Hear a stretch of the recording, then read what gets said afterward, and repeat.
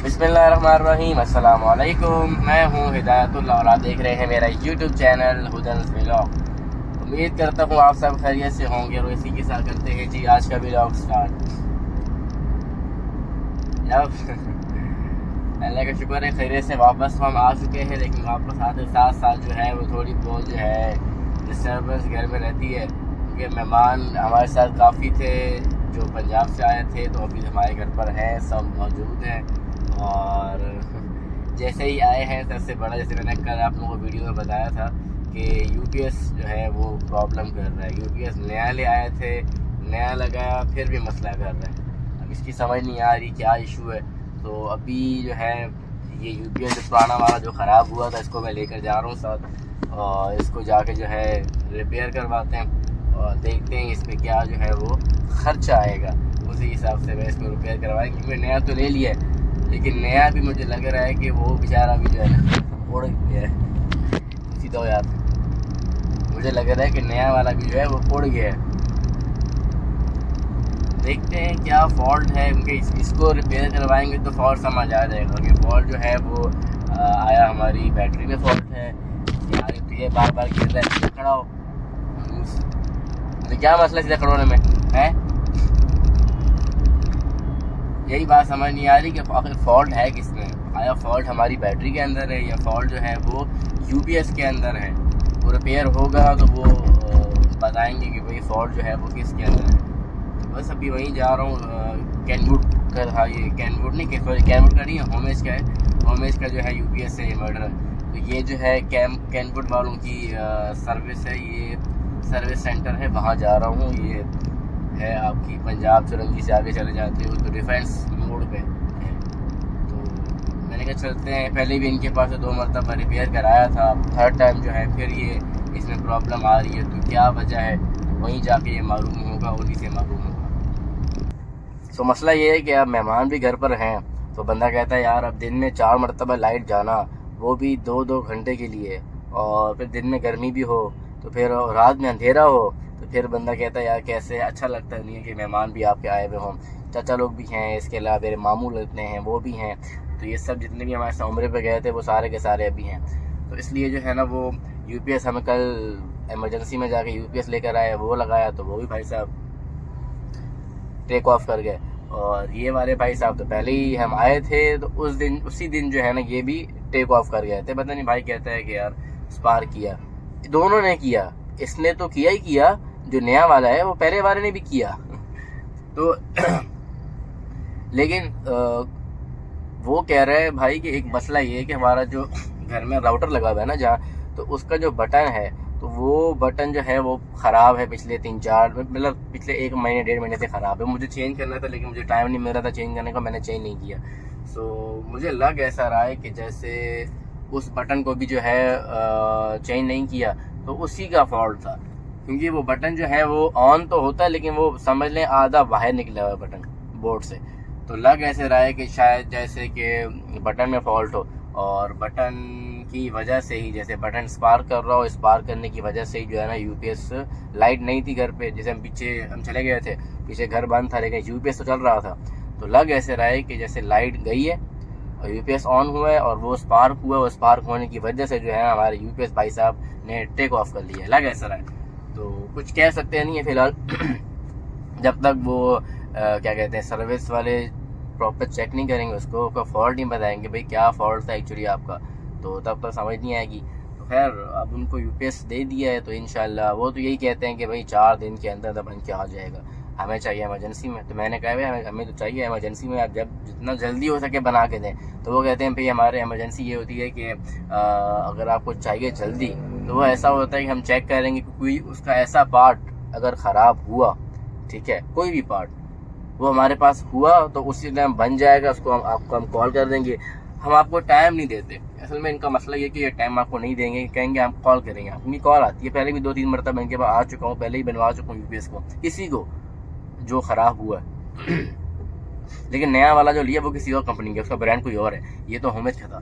तो इसलिए जो है वो कहते हैं कि भाई कॉल करेंगे आपको, तो अगर आज बन गया तो आ जाना आज, कल बना कल, परसों बना परसों, और कितना एक्सपेंस आएगा, तो वो कहते हैं कि डिपेंड करता है पार्ट्स पे। अगर सिर्फ कोई पार्ट्स वगैरह हमारे पास नहीं है, मंगवाने पड़ते हैं, और पार्ट्स कोई महंगा है, तो ये है कि 2500 से अगर अबव जाएगा आपको एक्सपेंस, तो हम आपको फिर कॉल पूछेंगे आपके, यानी कि आपको कॉल करके हम पूछेंगे आपसे कि यार आपका एक्सपेंस जो है वो 2500 से ऊपर जा रहे हैं। अगर इसके अंदर अंदर हुआ तो हम आपको बिना कॉल किए आपको बनाकर आपको कॉल कर देंगे, भाई आपका यूपीएस जो है वो रेडी है, आप आकर लेके जा सकते हो। सो इंतज़ार करना पड़ेगा, और फिलहाल अंधेरे में ही गुजारा करना पड़ेगा, और गर्मी में भी। और रही बात वहाँ की, जहाँ हम गए थे, तो वहाँ तो आप सब बेहतर जानते हैं मेरे से भी, जो होकर आए हैं और जो अभी नहीं गए, तो उनके लिए भी मेरी दुआ है, और हमने सब ने दुआएं की हैं कि अल्लाह ताला सबको जो है अपने घर की सआदत नसीब फरमाए, सबको रोज़ा वसूल की सआदत नसीब फरमाए, आप सबको उम्रे की और हज की सआदत नसीब हो, और जवानी का उम्रा और जवानी का हज नसीब हो। देखें, बुढ़ापे में मेरे साथ मेरी पप्पो भी थी, अबू भी थे, चचा भी थे, हम खुद लड़के थे, सारे कज़न्स थे। तो अब देखें ना, हम सब जवान थे, अबू की एज 50 प्लस होगी, चाचा की एज 60 प्लस होगी। अब उनके लिए मुश्किल था, हालांकि हमारे लिए मुश्किल था, बंदे की तबीयत ख़राब हो जाए तो बंदे से कहाँ चला जाता है। लेकिन यह है कि जवानी में हम, जिससे हमारी एज है, इस एज में अगर आप जा रहे हैं तो इसमें तो यार कहते हैं ना, जवानी का हज और जवानी का उम्रा, तो फिर जवानी का उम्रा होता है ना। उसकी वजह है कि आप हर जगह जा सकते हो जहाँ भी आपने जाना है ज़ियारत के लिए। जिस तरह हम लोग मदीना में थे, तो मदीना मस्जिद नबवी से हमारा होटल जो था वो 10 मिनट के फासले पे था। तो मस्जिद नबवी से मस्जिद कुबा, जैसे कि मैंने आपको मेरी पिछली शॉर्ट्स में और वीडियोस में बताया है कि मस्जिद कुबा में अगर आप जाके नफल अदा करते हो तो आपको कबूल उम्रे का सवाब मिलता है। तो अगर आपने वहाँ तक जाना है, और हम जाते थे चल कर, यानी कि बाय वॉक, थ्रू वॉक, और वहाँ जो है रास्ता बना हुआ है पूरा मस्जिद नबी से लेकर मस्जिद कुबा तक, वॉकिंग ट्रैक बना हुआ है, वहाँ बग्गीज चल रही होती हैं, और अगर आप थक गए तो आप बग्गी पे बैठ के जा सकते हैं। तो इस तरह आपने जाना हो तो आप इजीली जा सकते हो, कोई मसले वाली बात नहीं है। अगर आपकी तबीयत सही है और आप फिट हो, आपकी एज 40 प्लस भी, अगर आप फिट हो तो आप जा सकते हो। तो सिर्फ मस्जिद कुबा नहीं, इसके अलावा जितनी भी ज़ियारतें हैं, आप गारे सौर पे जाते हो, गारे हिरा पे जाते हो। गारे सौर की बुलंदी 5500 फीट से ज़्यादा है। अगर आपने वहाँ चढ़ना तो कम से कम आप में इतनी स्ट्रेंथ तो होनी चाहिए कि आप वहाँ भी चढ़ सको। सो और गारे सौर भी इस तरह, गारे सौर की तो खैर कम है, 2800 है, वहाँ तो 50 प्लस भी आराम से चले जाते हैं। तो खैर माशाल्लाह अब्बू ने भी हिम्मत की, चाचा ने भी हिम्मत की थी, वो दोनों जो है इसके अलावा सब, सिवाय मेरी दादी के और पप्पो के जिनका मसला था घुटनों का, उनके अलावा माशाल्लाह सब जो है ना वो गारे सौर पे भी गए हैं, गारे हिरा पे भी गए हैं। और तकरीबन हमने कोशिश की है कि जितनी भी ज़ियारतें हैं सब ज़ियारतों में जा सके, बंदा ज़ियारत करे।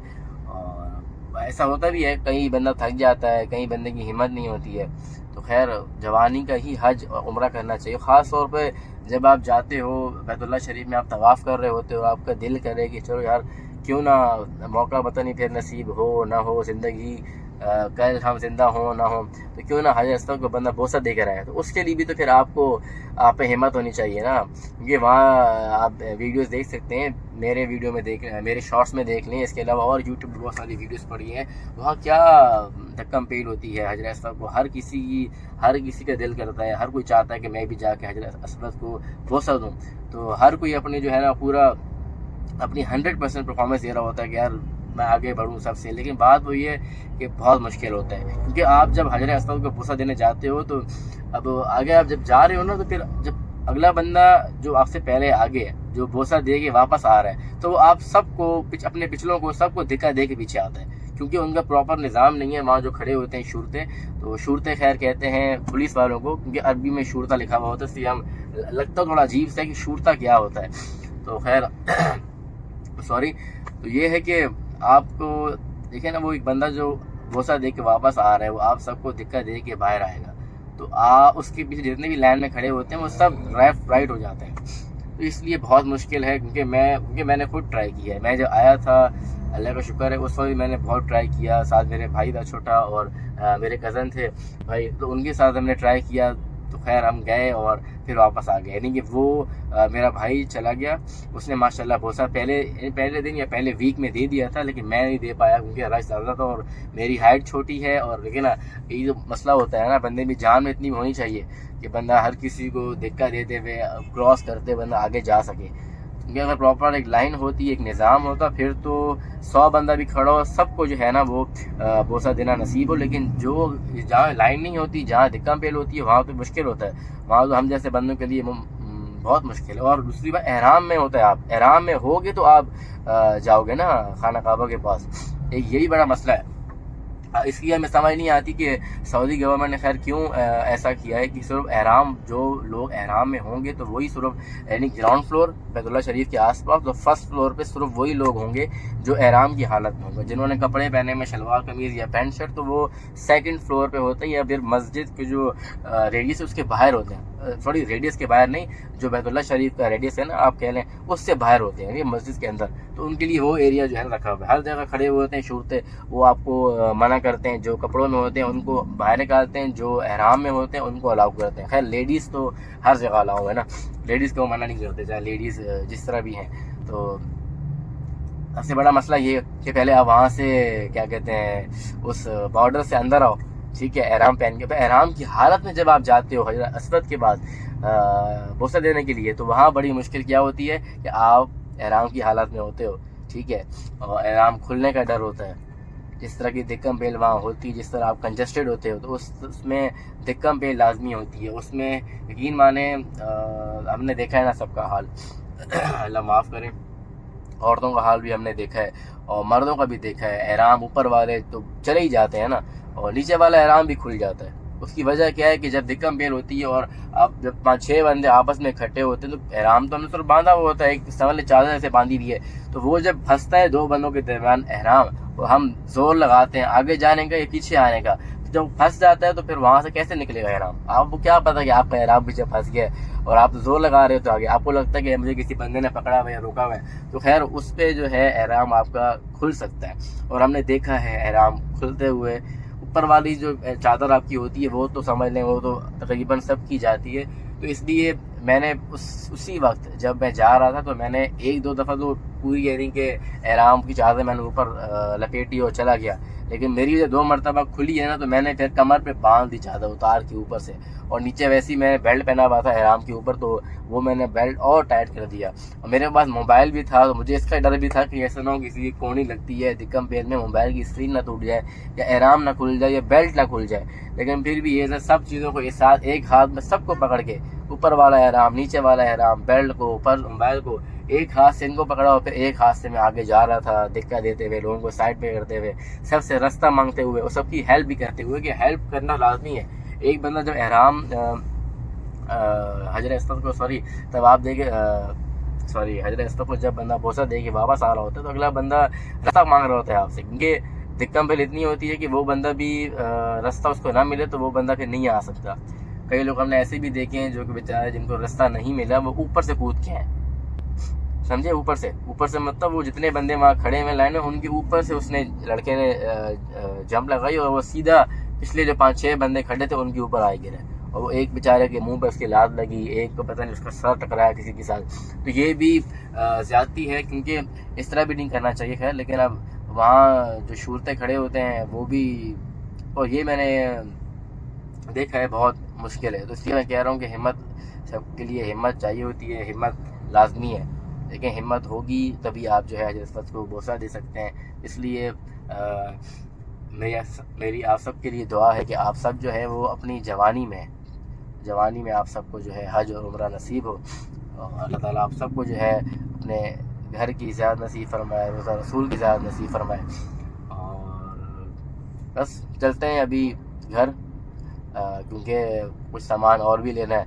फ़िलहाल तो मैं उधर ही खड़ा हूँ, क्योंकि चलती हुई गाड़ी में मैंने जब बात कर रहा था उनसे, मैंने वीडियो देखी है, तो वीडियो में ज़्यादा जो है ना मोबाइल जो है वो हिल रहा है, तो मोबाइल हिलने की वजह से जो है ना आवाज़ ज़्यादा आ रही है। तो इसलिए मैंने कहा यार कहीं रुक के जो है ना आप लोगों से थोड़ी सी बात कर लें, थोड़ा सा जो है ना डिस्कस कर लें, थोड़ा सा मैं आप लोगों को बता दूँ। इंशाल्लाह आहिस्ता आहिस्ता मैं आप लोगों को आगे बताता रहूँगा कि आप लोगों को क्या करना चाहिए, क्या नहीं करना चाहिए। हर किसी को अपना एक्सपीरियंस जो है वो सबके साथ शेयर करना चाहिए, बंदे की जो फीलिंग्स होती हैं वो शेयर करनी चाहिए। तो खैर अभी चलते हैं घर, और इंशाल्लाह फिर देखते हैं, अगर आज UPS मिल गया तो आज फिर आपसे बात होती है, अगर नहीं मिला फिर ये किसी और मौजूद बंदा बात कर लेगा, या किसी और क्योंकि फिलहाल तो यूपीएस की टेंशन है। चलें चलते हैं घर, और फिलहाल सामान और लेना तो वो सामान लेते हैं।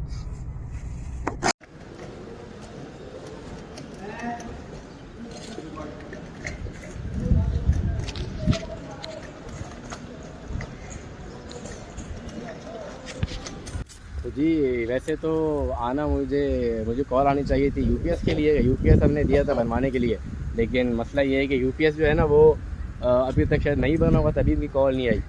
लेकिन लगेज की कॉल आ गई। लगेज हमारा रह गया था कुछ एयरपोर्ट पर ही, तो मैंने आप लोगों से शेयर नहीं किया। वो कुछ ऐसा सीन हुआ कि हम तो लेट आए ना, हम 3 अफराद, तो जो पहले फैमिली आ चुकी थी हमारी, तो उनके साथ ये हुआ कि उनका जो लगेज है वो लगेज इधर ही रह गया। मतलब वो लगेज जद्दा में रह गया, वो इधर आया नहीं। उन्होंने शायद रोक लिया, जब यहाँ आए उन्होंने पता किया तो उन्होंने कहा शायद जैसे लोग जो है ना कार्टन में बैग के अंदर पानी डाल के ले आते जमजम का, तो इसलिए उनको डाउट हुआ होगा, तभी उन्होंने लगेज रोक लिया होगा चेक करने के लिए। लेकिन ऐसा वैसा कुछ था नहीं, तो उनकी कॉल आई आज, बोला हमने चेक कर लिया है, आप आ जाएँ और आप जो है ना लगेज अपना ले जाएँ। अब एयरपोर्ट आना पड़ा। पहले गया कज़न लोगों को छोड़ना था, उनको पहले ड्रॉप किया बस स्टॉप पे सुहागकोट पे, उसके बाद आए जी जिन्ना इंटरनेशनल एयरपोर्ट पर। यहाँ आकर हमने अपना लगेज जो है वो भी ले लिया, और अब चलते हैं जी घर।